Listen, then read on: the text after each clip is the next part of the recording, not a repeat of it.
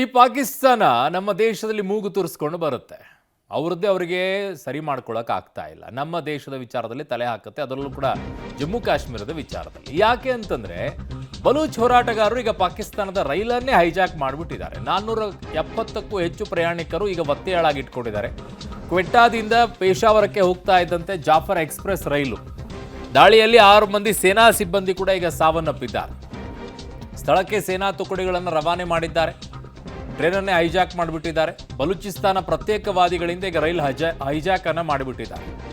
So ಪಾಕಿಸ್ತಾನಕ್ಕೆ ಬಲೂಚಿಸ್ತಾನ ವಿಮೋಚನಾ ಸೇನೆಯಿಂದ ಈಗ ಎಚ್ಚರಿಕೆಯನ್ನ ಕೊಟ್ಟಿದ್ದಾರೆ. ಅವರು ಕೇಳ್ತಾ ಇರುವಂಥದ್ದು, ನಮಗೆ ಪ್ರತ್ಯೇಕವಾಗಿರುವಂಥದ್ದು ಬೇಕು, ಬಲೂಚಿಸ್ತಾನವನ್ನು ಸಪರೇಟ್ ಮಾಡಿ ಅಂತ ಕೇಳ್ತಾ ಇದ್ದಾರೆ. ಅದು ಹೋರಾಟ ಬಹಳ ವರ್ಷಗಳಿಂದ, ದಶಕಗಳಿಂದಲೇ ಇದೆ ಅದು.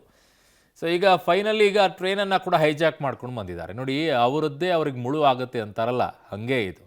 ಇನ್ನೊಬ್ಬರನ್ನ ಹಾಳು ಮಾಡೋಕ್ಕೆ ಬಂದರೆ ತಾನೇ ಹಾಳಾಗಿ ಹೋಗ್ತಾನೆ, ತಾನೇ ಸರ್ವನಾಶ ಆಗ್ತಾನೆ ಅನ್ನೋದಕ್ಕೆ ಪಾಕಿಸ್ತಾನ ಬೆಸ್ಟ್ ಎಕ್ಸಾಂಪಲ್. ಏನಾಗ್ತಾ ಇದೆ ಅಂತ ನೋಡಿ, ಅಲ್ಲಿ ಯಾವ ಪರಿಸ್ಥಿತಿ ಹೋಗಿ ತಲುಪ್ತಾ ಇದೆ ಅಂಥೇಳಿ. ಟ್ರೈನನ್ನು ಹೈಜಾಕ್ ಮಾಡಿದ್ದಾರೆ ಈಗ. ಎಲ್ಲಿ? ಬಲೂಚಿಸ್ತಾನ ಪ್ರತ್ಯೇಕವಾದಿಗಳು. ಅವ್ರಿಗೆ ತಮಗೆ ಬಲೂಚಿಸ್ತಾನ ಬೇಕು ಅಂತ, ಅವರು ಪ್ರತ್ಯೇಕವಾಗಿ ರಾಷ್ಟ್ರ ಬೇಕು ಅಂತ ಅವ್ರದ್ದು ಹೋರಾಟ.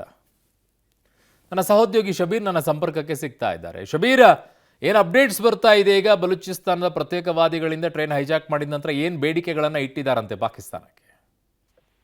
ಅರುಣ್, ಇನ್ನು ಬೇಡಿಕೆಗಳೇನು ಅನ್ನೋದಕ್ಕೆ ಸಂಬಂಧಪಟ್ಟಂತೆ ಮಾಹಿತಿಗಳು ಬಂದಿಲ್ಲ. ಆದ್ರೆ ತಮ್ಮ ಹೋರಾಟವನ್ನ ಪ್ರಸ್ತುತಪಡಿಸುವಂತ ಭಾಗವಾಗಿ ಈ ಒಂದು ರೈಲನ್ನ ಹೈಜಾಕ್ ಮಾಡಿದ್ದಾರೆ ಅನ್ನುವಂತ ಮಾಹಿತಿಗಳಿಗೆ ಸದ್ಯಕ್ಕೆ ಸಿಗ್ತಾ ಇರುವಂತದ್ದು.